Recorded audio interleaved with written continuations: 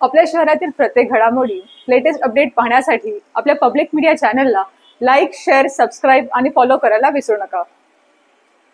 भाजप आमदार किसन कथोरे यांनी महाविकास आघाडीला हादरवणारा एक मोठा गौप्यस्फोट केलाय।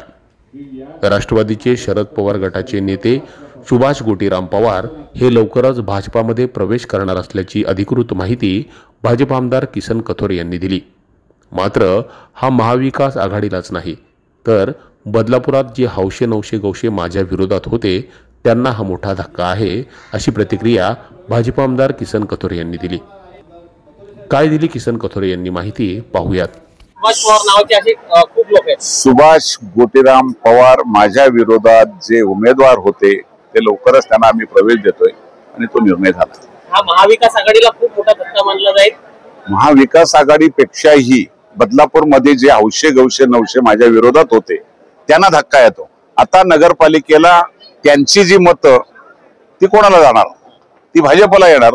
आज भाजप ताकदवान होऊन गेली। मला 37,000 होती, सुभाष पवारला 10-12 हजार मतं तशी होती।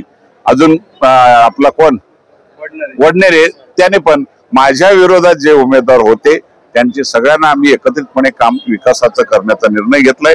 त्यामुळे आता एक चांगल्या प्रकारचं वातावरण बदलापूर शहरात होतं। आमदार कथोरे यांनी काही दिवसांपूर्वी जे माझ्या विरोधात लढले होते त्या सगळ्यांना भाजपामध्ये प्रवेश करून घेणार असं ठामपणे सांगितलं होतं आणि तसंच काहीसं मुरबाड मतदारसंघात होताना दिसतंय। त्यामुळे आमदार किसन कथोरे जो कमिटमेंट करते हैं फिर वो खुद की भी नहीं सुनते, अशी चर्चा मुरबाड बदलापूर विधानसभेत सुरू झाली आहे। Public media bureau report.